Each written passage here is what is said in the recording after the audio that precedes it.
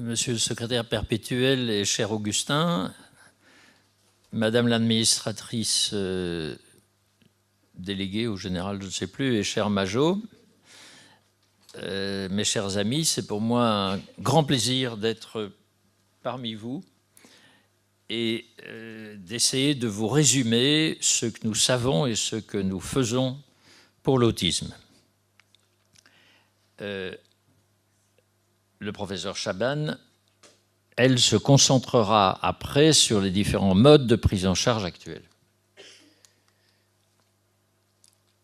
Je voulais juste dire, en plus de ce qu'a dit Augustin, qu'en 1994, j'ai été élu membre de l'Académie royale de médecine de Belgique, que j'y suis toujours resté très attaché. C'est un des meilleurs endroits de formation continue pour les professeurs de médecine. Alors, la triade de l'autisme, trouble de l'interaction sociale, trouble de la communication, intérêt restreint et conduite répétitive. Voilà les trois, ou parmi les trois principaux points, avec une grande variation. Le diagnostic classique est ou devrait être posé entre 36 et 48 mois.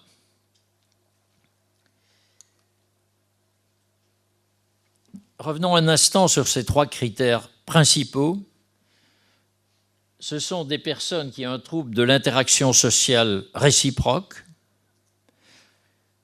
qui ont des troubles de la communication, en particulier du langage, et qui ont des troubles du comportement et des activités imaginatives avec restriction du répertoire comportemental. Je pense que je diverge d'un certain nombre de mes éminents collègues sur un point, c'est que je pense que le diagnostic d'autisme n'est pas particulièrement difficile dans la majorité des cas. Je ne dis pas dans tous les cas, mais dans la majorité des cas, lorsque des parents ont été un peu informés, des médecins de famille, des pédiatres, eh bien, lorsqu'ils y songent, il faut y penser très sérieusement, même sur la base de principes généraux, comme je vous dis ici, parce qu'ils ont assez souvent raison. Donc, ce n'est pas un diagnostic. Alors, évidemment, les spécialistes de ça vont trouver un certain pourcentage des cas qui sont des casse-têtes chinois du point de vue diagnostique. Bon, bien sûr, mais ce n'est pas la majorité des cas. Alors, les signes associés sont fréquents. Parmi eux, il y en a un dont on a revu récemment radicalement la fréquence. C'est le déficit intellectuel. Jusqu'il y a 2, 3, 4 ans, la majorité de la littérature mondiale estimait qu'il y avait au moins 70% des troubles du spectre de l'autisme, comme on dit, qui avaient un très important déficit intellectuel. Actuellement, on pense que c'est plutôt la moitié, c'est plutôt un tiers, et que donc, par manque d'une qualité diagnostique, on a taxé beaucoup d'autistes de débilité mentale, alors qu'ils ne le sont pas. Ça, je crois que c'est très important. En second lieu, l'épilepsie est très fréquente, entre 15 et 30% des autistes, de tous les autistes, ont de l'épilepsie, et de l'épilepsie au long cours.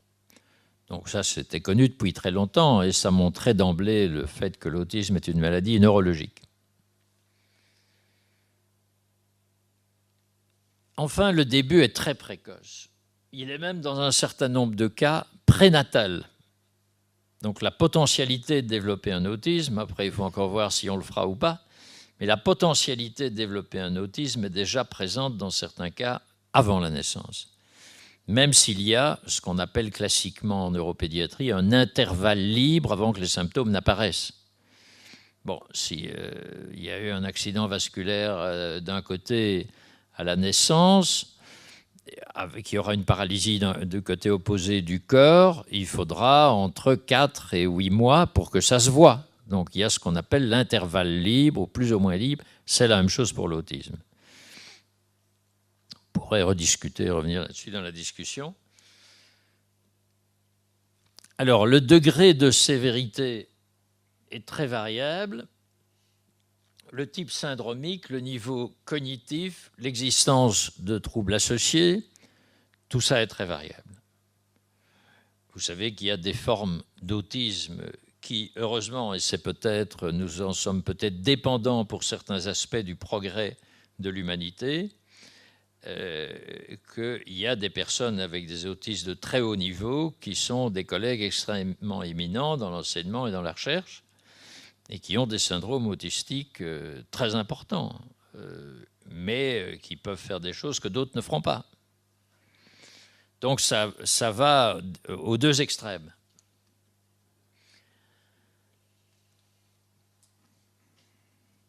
Alors je vous en donnerai deux exemples.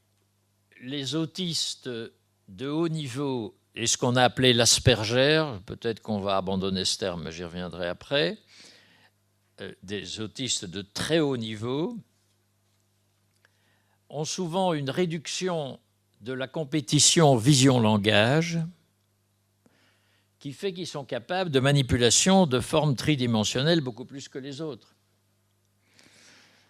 Je vais vous en donner un exemple d'un programme que j'ai introduit récemment auprès d'une grande fondation française pour employer des autistes de haut niveau à faire de l'imprimante, à utiliser des imprimantes tridimensionnelles. Ils sont 10 ou 20 fois mieux que tous les autres pour faire ça. Pour trouver dans un lot d'images de plusieurs milliers les 3 ou 4 qui ont des points en commun, eux vont vous le faire, certains d'entre eux, en 1 heure, alors que quelqu'un qui n'a pas ce problème va mettre des jours. Donc ce n'est pas du tout de l'illusion, c'est une réalité.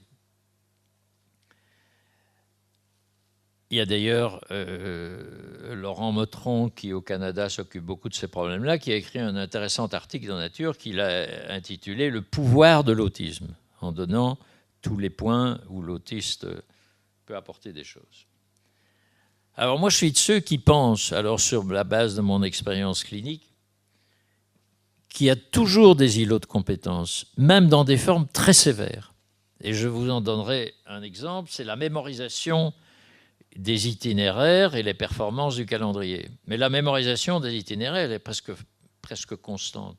Un enfant habitant à Orléans, je me souviens il n'y a pas si longtemps, vient à ma consultation. Il était venu 1 an avant, il a une épilepsie assez sévère sur un autisme. Et les parents disent en arrivant, docteur, c'est à peine croyable, il a reconnu tous les carrefours, depuis le centre d'Orléans jusqu'à l'hôpital Robert Debril dans le 19e arrondissement de Paris. Donc, il y a des îlots de compétences, des itinéraires incroyables. Les performances du calendrier, ça c'est beaucoup plus rare, mais ça existe. Vous leur demandez le 15 décembre 2017, quel jour de la semaine c'est, ils vous le disent. Xavier Seron, à l'université de Louvain, s'était intéressé avec moi et avec d'autres à cette question, qui est très rare celle-là, mais bien documentée. Alors, il y a une importante découverte récente en faveur du continuum, je dirais, autistique, des formes les plus sévères aux formes de très haut niveau. Puisqu'il y a certains cas dans lesquels des autismes infantiles précoces avec important retard de type Kanner, qui avait décrit ça au départ, ont les mêmes gènes anormaux, en tout cas particuliers, que des autistes de très haut niveau, supérieurement intelligents. Donc la même cause génétique peut se trouver aux deux. Ce continuum est une vraie découverte qui doit bien sûr être pris en considération. Question qui nous est très souvent posée, l'augmentation de la prévalence de l'autisme. Elle est évidemment absolument immense, puisque nous nous trouvons maintenant de l'ordre de 1 sur 100 cas dans la population générale, et qu'on se trouvait en 1975 à 1 sur 5000 cas. Bon, alors à ça, il y a toutes sortes d'explications, bien entendu. Première explication, meilleure intérêt pour le diagnostic, meilleure connaissance par la formation du corps médical, des psychologues et d'autres. L'âge parental a probablement donné un accroissement d'un bon 10%, puisque la grossesse est plus tardive. Alors, la question de l'accrétion, du diagnostic est important aussi. Par exemple, si vous avez dans un immeuble où il y a beaucoup d'habitants, vous avez quelqu'un qui est autiste, et c'est connu par tout le monde, on va faire des diagnostics d'autisme chez d'autres cas dans l'environnement. Donc, la question du diagnostic est essentielle. Mais, cependant, en tout cas, ceux qui se sont livrés à des études approfondies n'osent pas se prononcer pour 46% de cette augmentation, qui n'est peut-être pas, je dis rien de plus, une question seulement de précision plus grande du diagnostic, et qui n'est peut-être pas une question de meilleurs soins ou diagnostic. Et là, parmi les causes, il y en a une qui est tout à fait certaine maintenant, c'est la grande prématurité. Et il y en a deux autres qui sont hautement vraisemblables pour expliquer une petite partie, le valproate, la dépakine pendant la grossesse, et le cytomégalovirus. Ce sont des choses où il y a réellement des questions qui se posent. Mais il y en a bien d'autres qui sont évoquées. Quelles sont les causes et les mécanismes de l'autisme? Déjà, j'ai un petit peu abordé la chose il y a un instant. D'abord, il y a une robuste composante génétique avec, bien sûr, espoir de réversibilité partielle. Alors, cette robuste composante génétique, elle se traduit notamment par une concordance de 70 à 90% chez les jumeaux homozygotes, ce qui est bien sûr énorme. Chez les jumeaux hétérozygotes, elle est de 5 à 10%, comme l'est la récurrence dans une fratrie. Donc ça vous montre bien que c'est un phénomène vraiment génétique, et pas particulièrement l'environnement, puisque dans une famille, pour ce motif-là. Enfin, l'héritabilité, je ne vais pas trop discuter ce terme, les généticiens le connaissent bien. L'héritabilité, ça ne veut pas dire la transmission génétique seulement, c'est de retrouver des signes alentour de ça, dans la famille et chez le sujet, qui ne s'expliquent pas facilement, uniquement comme des coïncidences. Donc c'est beaucoup plus complexe que cette héritabilité est de 0,8, donc de 80% dans l'autisme, donc c'est également énorme. Donc il y a une solide composante génétique, ça ne veut pas dire qu'elle n'est pas partiellement réversible.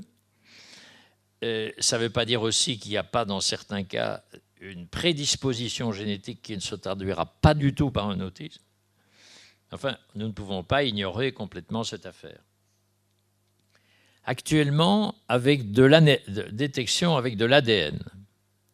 En détection avec de l'ADN, avec des puces ou autre chose, des chromosomes, des puces, enfin mettez tout ensemble, détection biologique, nous ne faisons pas ça très bien en France, puisqu'on a un système très peu libéral pour la génétique moléculaire, mais on arrive à la possibilité, dans 10% des cas, de trouver un marqueur génétique.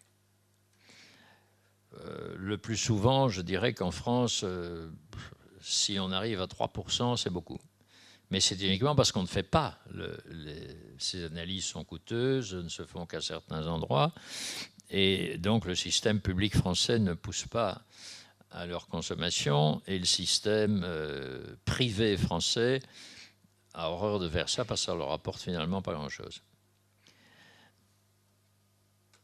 Enfin, il y a une grande question, mais jamais plus pour évoquer la discussion après, de ce qu'on peut appeler l'épigénétique en autisme. Et ça, l'épigénétique, c'est tout ce qui n'est pas la génétique à l'état pur. Et comme vous savez, ce terme, notamment sous la plume de notre éminent collègue Michel Morange, qui a écrit des livres fantastiques à ce sujet, on n'est pas absolument même certain, à la limite, qu'il n'y aurait pas un espèce de code épigénétique qui pourrait un jour être découvert et qui fasse que l'expression du génétique ne soit pas totalement obligatoire. De là à dire qu'il suffit de faire différents traitements psychologiques pour gommer le génétique, ça, malheureusement, je n'en ai vraiment aucun espoir, exprimé sous cette forme-là. Mais en tout cas, l'épigénétique est une piste de recherche. On peut y revenir si vous le souhaitez dans la discussion.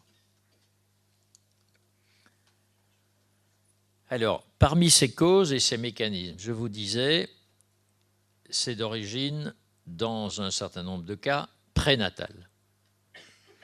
Bon, chez des grands prématurés, c'est déjà postnatal, mais encore à des âges où l'enfant aurait intérêt normalement à se trouver dans le ventre de sa mère.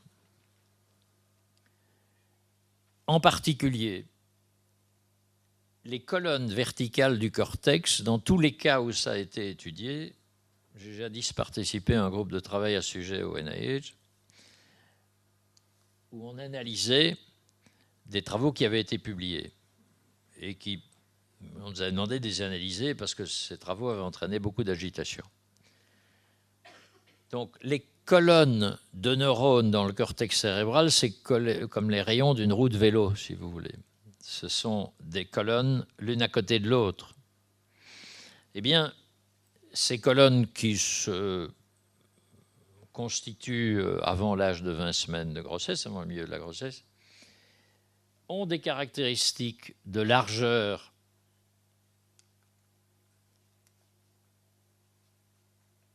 d'empaquetage des neurones, etc. Mais je ne vais pas détailler ça aujourd'hui, qui sont différentes chez les enfants autistes pour lesquels il y a eu un contrôle anatomique du cerveau. J'aime autant vous dire qu'actuellement, c'est très exceptionnel. Donc, ce sont des enfants avec un autisme décédés d'autres choses, accidentellement, ça, et pour lesquels il y avait eu un accord de faire un examen, mais ça a apporté des choses très importantes qui, comme le contrôle post-mortem est devenu extrêmement difficile à obtenir à notre époque, n'ont pas vraiment continué, mais c'est quand même extrêmement important ce qui a pu être découvert à ce sujet. Alors, quel est le constat sur l'autisme en France? Je connais mieux en France finalement, puisque j'y travaille depuis une vingtaine d'années. Tout d'abord, le seul constat de valeur est totalement dû aux associations. Donc ni les pouvoirs publics, ni les médecins, il faut bien le dire, jusqu'à un certain point, ne seraient aboutis à rien de cela s'il n'y avait pas eu les associations. Et ce sont d'ailleurs les associations qui ont déclenché l'action des recommandations de bonne pratique de la Haute Autorité de Santé. Alors, il m'a fallu beaucoup de temps, quand je présidais la Commission nationale autisme à la Haute Autorité de Santé, pour parvenir à avoir des chiffres. Mais à force de recouper les directeurs de cabinet, tout ça, bon, de leur poser des questions pièges, etc., je pense qu'on est arrivé, avec l'aide des associations, à des chiffres qui sont réels. D'abord, la France dépense 1,4 milliard d'euros par an à l'autisme en France, hors coût sanitaire. C'est beaucoup plus par habitant que la Belgique, d'ailleurs, ou que le Royaume-Uni, où le système fonctionne très bien dans l'un comme dans l'autre cas. Et la satisfaction des utilisateurs est au maximum 1 cas sur 3 en France. Donc il y a un problème majeur de santé publique dans ce domaine qui existe également pour le polyhandicap et pour le handicap grave en général.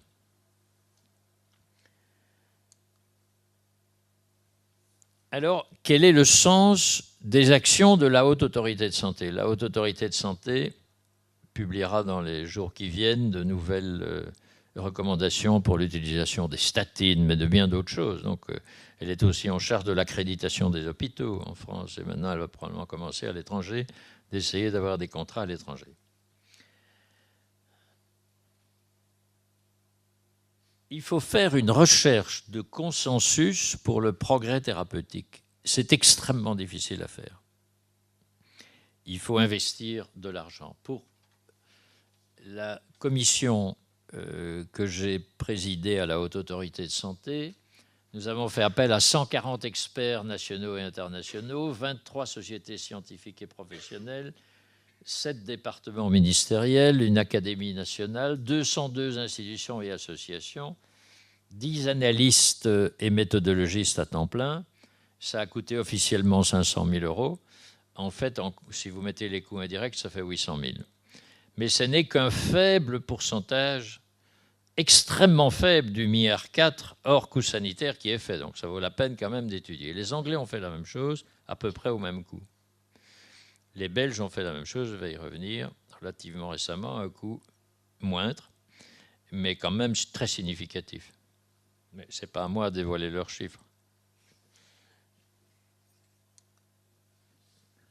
Alors, premièrement, il faut pour ça revenir au concept de médecine ou de pratique basée sur l'évidence, comme on dit, donc sur la certitude scientifique au sens large du mot.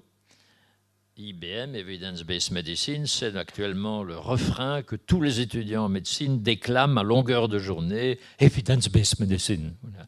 Après, ils tombent en pamoison. Alors, j'ai rien contre si c'est raisonnable.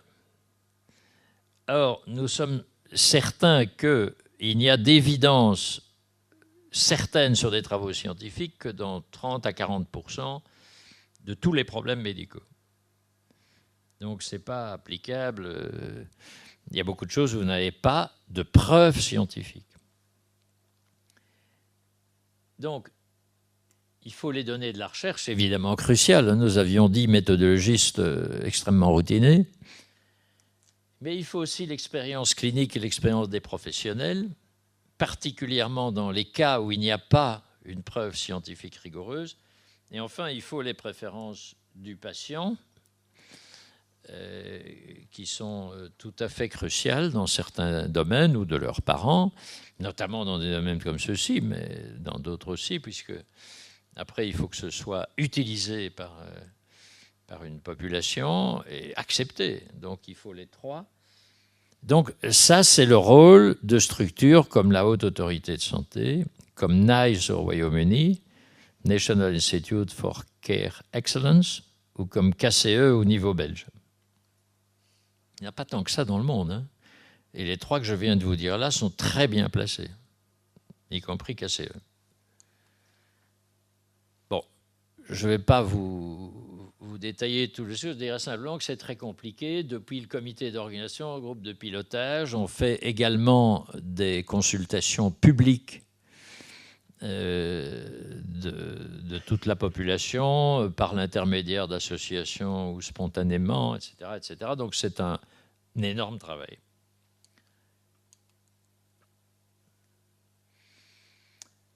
Alors il y a quelques points dans ce genre de choses. Il faut de bons professionnels. Par exemple, vous connaissez peut-être ce qu'on appelle le paradoxe d'Abilène. Le paradoxe d'Abilène, c'est que si une décision ne sera jamais recommandée ou prise dans un groupe de consensus, si les membres qui y participent croient tous que la majorité des membres ne sont pas de cet avis-là. Donc ça, c'est un point extrêmement important. Donc il faut des professionnels pour choisir la même chose aussi, les grands patrons de médecine ou de chirurgie. Bon, même si je suis bien obligé de dire que j'en fais partie aussi, sont les plus dangereux dans tout ce genre de choses, puisque eux vont vouloir défendre leur point de vue, souvent d'ailleurs intéressant et important. Donc c'est très compliqué, mais c'est ce que fait la Haute Autorité de Santé. Alors on a fait, suite à ça, des recommandations de bonnes pratiques qui ont souligné les particularités neurobiologiques avec l'influence de l'environnement, le fait que le patient et ses parents sont des partenaires actifs, une évaluation périodique du développement, programme à adapter constamment, intervention intégrée précoce et pluridisciplinaire, recommandations détaillées pour l'utilisation des médicaments, cohérence et continuité des interventions du diagnostic initial à la transition entre adolescence et âge adulte.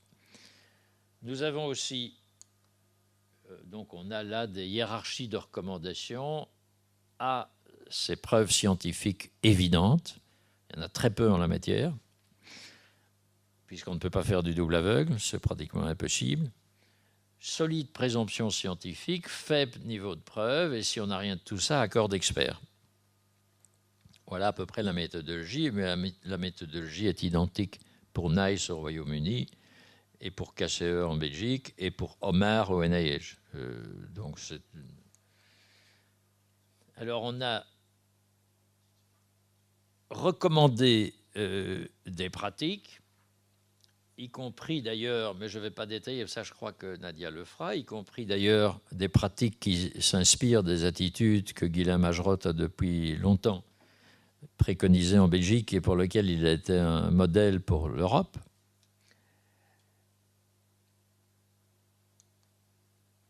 Alors ces méthodes recommandées, en gros, l'évaluation, c'est que dans la moitié des cas, elles donnent une forte amélioration de la communication et du quotient intellectuel, mais que l'amélioration des comportements adaptatifs est nette mais modérée. C'est en gros le... Alors il y a deux méthodes que nous n'avons pas recommandées. Ça ne veut pas dire qu'on a dit qu'on les déconseillait, parce que nous devions quand même avoir un peu le sens de la conservation et de la sécurité. Nous n'avons considéré que les méthodes d'inspiration psychanalytique et la psychothérapie institutionnelle sont des interventions non recommandées. Par absence de preuves scientifiques, s'ils veulent faire de la recherche scientifique et la soumettre, tant mieux, mais absence de preuves scientifiques, absence de consensus d'experts et rejet par les familles. Donc, on ne pourrait pas faire autrement. Donc, c'est pas...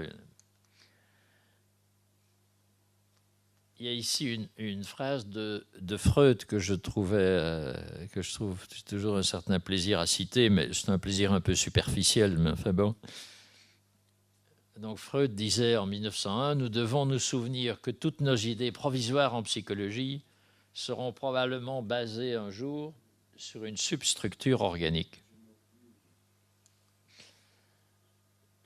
Bon, alors, nous avons été très fortement aidés dans ces recommandations, aidés dans leur acceptation, par le fait que nous les avons publiées en 2012, mais en 2013, le Royaume-Uni, avec NICE, a publié ses recommandations autisme, et en novembre 2014, le Centre fédéral d'expertise des soins de santé belge, en abrégé KCE, a publié les siennes.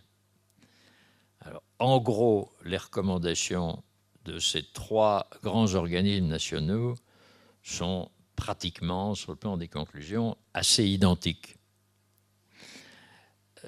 Donc, ce qui renforçait évidemment notre force de frappe, si on peut dire. Dans NICE, il y a eu la reconnaissance de 6 domaines d'intervention dans NICE britannique, sur les caractéristiques fondamentales de l'autisme, les comportements perturbateurs, les caractéristiques associées, l'amélioration de l'impact de l'autisme sur les familles, les effets secondaires liés aux différentes interventions et l'organisation générale de l'offre de soins, qui sont mieux traités que dans notre rapport de la Haute Autorité de Santé. Mais NICE écrit d'ailleurs avec beaucoup de fair-play qu'on pu se baser totalement sur l'effort qu'on avait fait pendant 2 ans et que donc ils n'ont pas dû refaire tout ce qu'on avait déjà fait, qu'ils ont pu s'attaquer à d'autres choses. Alors, il y a des spécificités des recommandations KCE belges. L'accessibilité à tous des soins à domicile et résidentiels, tout réseau, rendu opposable. Des choix possibles en toutes circonstances, qui n'est pas du tout dans les recommandations françaises. Enseignements normaux et spéciaux adaptés avec possibilité de choix, toujours la possibilité de choix. Formation et soutien des professionnels, concertation systémique, recherche sur différentes méthodes. Voilà. Enfin, si nous comparons les recommandations de la Haute Autorité de Santé française, de NICE et de KCE, il y a quelque chose qui a été évoqué qui ne fait pas particulièrement plaisir à mon ami Guylain Magerotte, mais ce n'est pas moi qui l'ai évoqué, mais dans les recommandations belges, c'est l'évaluation objective des approches psychothérapeutiques, type Fallissard. Parce que nous ne pouvons pas, il n'est probablement pas possible de dire qu'il n'y a pas un intérêt à améliorer, ça n'a rien à voir avec la psychanalyse, qu'il n'y a pas un intérêt à améliorer les méthodes scientifiques d'évaluation des méthodes psychologiques. Il y a sûrement un intérêt à le faire et ce n'est pas facile.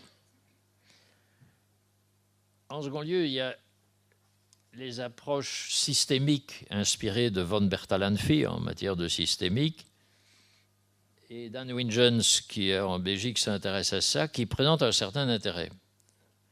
Simplement, jusqu'ici, moi je l'ai sollicité pour un article exprimant clairement ses positions dans ce domaine. Jusqu'ici, elle n'a pas produit l'article. Elle en a produit un qu'on publiera, mais qui n'est pas celui que je lui demandais là-dessus. Mais je pense qu'il y a réellement dans son approche quelque chose d'extrêmement intéressant. Donc, ça mériterait... Ça n'a rien à voir avec le systémique à la française, hein, mais rien du tout.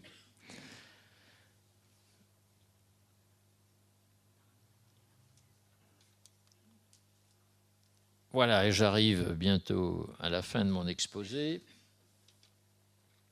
Les priorités 2014-2015, ce sont l'application efficace du plan national français avec choix et opposabilité. Là, je vous dirais que selon la structure actuelle du système en France, mais il est la même chose aux États-Unis, il est la même chose au Royaume-Uni, je crois en Belgique aussi, les recommandations de bonne pratique de la Haute Autorité de Santé sont définies, mais après, elles doivent être traduites par la Sécurité sociale en des normes de remboursement, elles doivent être traduites par le gouvernement en un plan national qui, lui, a valeur réglementaire. Bon, et là, le professeur Nadia Chaban, qui va bientôt vous parler, donc, d'abord, j'avais suggéré qu'elle soit intégrée dans mon groupe de la Haute Autorité de Santé, ce qu'elle a accepté. Et après, elle a été nommée conseiller technique de la ministre en charge du handicap pour la rédaction du plan national autisme, qu'elle a en fait rédigé. Alors, il faut faire des actions européennes. En particulier, il y a un intérêt de faire une recherche approfondie pour comparer la HAS, NICE et KCE. Chacun de ces rapports, c'est 700 pages, hein, plus une version brève de 50 pages, plus une version ultra brève de 12 pages. Donc, il y a de quoi mettre des jeunes ou autres pour faire une comparaison approfondie. Ce sera une recherche de haut niveau extrêmement intéressante. En second lieu, un réseau de veille et d'évaluation, un programme européen de formation, et puis les innovations thérapeutiques éventuellement. Et je terminerai par 2 mots très brefs sur l'historique et les perspectives. L'historique, je vous rappelle que c'est Léo Kanner en 1948 qui a utilisé le terme d'autisme en pensant que c'était de très loin, vous savez, un petit quelque chose de commun avec la schizophrénie, ce que ce n'est pas du tout le cas, bien sûr. Et puis, Asperger, un pédiatre autrichien, a décrit l'autisme de haut niveau, qui a finalement été, ça c'est en 1944, redécouvert dans nos pays en 1994, mais qui avait déjà été parfaitement décrit en 1926 par une neuropsychologue russe appelée Suchareva. Et enfin, vous dire que la classification psychiatrique américaine propose dans sa dernière et récente édition de ne plus utiliser le mot Asperger. Parce que Asperger, c'est du très haut niveau avec langage, mais donc ça n'apporte rien de plus. La seule chose, peut-être avantage que ça avait, c'est que des personnes porteurs d'un syndrome d'Asperger parvenaient à utiliser un terme les concernant qui sortait du mot autisme. Mais je suis d'accord avec le DSM que finalement, ça avait probablement plus d'inconvénients que d'avantages. Ça pourrait se discuter. Je voudrais aussi, et là, il reste à Michel Goldman, à Majo et à moi d'essayer de persuadé le secrétaire perpétuel de l'Académie royale de médecine de faire un think tank pour les 10 ans qui viennent de réflexion sur l'autisme, puis c'est très fréquent, je dis 1%. Là, quand même, Benary de Marseille a décrit la bumétanite, mais cette substance a des inconvénients sur le plan de l'hypoacousie, dans 1 pour 1000, donc je ne suis pas sûr qu'on pourra continuer à aller loin, mais moi je suis convaincu par ces résultats. Mais il y a le risque, il y a des risques d'effets secondaires. Alors, Nadia Chaban de Lausanne pourrait faire du diagnostic précoce et des risques du diagnostic précoce. Et puis le nouveau programme français international qu'elle est occupée à mettre au point avec Ségolène Neuville, la ministre déléguée du gouvernement français au handicap. Richard Delhomme, pasteur Robert, Franck Dufy de Boston est en passe de trouver des signes tout à fait fondamentaux à l'électroencéphalographie, vraiment du neuf. Moi, je me consacre pour le moment à comparer les 3 recommandations. Michel Goldman, Pierre Gressens, qui est mon successeur au laboratoire INSERM, a des modèles animaux qu'il est occupé à mettre au point. Jean-Louis Mandel de Strasbourg, Philippe Montaigne, ici présent, qui est un grand spécialiste de la pharmacologie, et puis 2 autres noms qui m'ont été donnés par Michel Goldman. Après, tout peut être discuté, mais de mettre un think tank pour essayer de faire de l'innovation à l'état pur.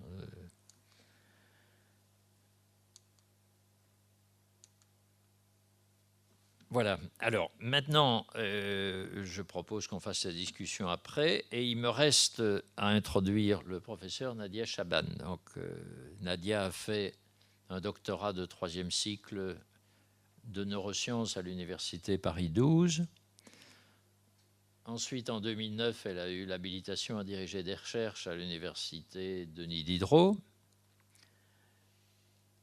En 2009, elle a créé un centre d'excellence autisme Hôpital Robert Debré, qui est considéré comme un modèle. De 2012 à 2014, je vous ai dit qu'elle était conseiller technique de la ministre de la Santé déléguée au handicap pour le plan national autisme, basé sur les recommandations de bonne pratique de la Haute Autorité de Santé.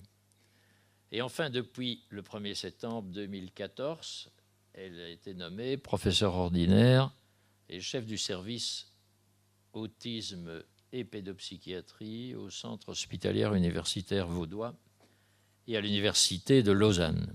Alors, je suis très déçu que nous la perdions à Paris, mais très heureux des outils fantastiques qui sont mis à sa disposition pour faire de nouvelles étapes dans l'autisme.